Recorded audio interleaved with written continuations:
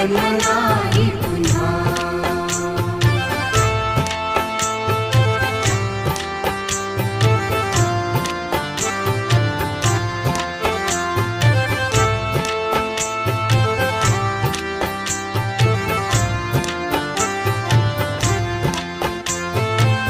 हा जन्म आहे सद्गुरु कृपेचा, हा जन्म आहे सद्गुरु कृपेचा, हा जन्म आहे सद्गुरु कृपेचा। हरि ओम स्वामी समर्थ म्हणा, हा जन्म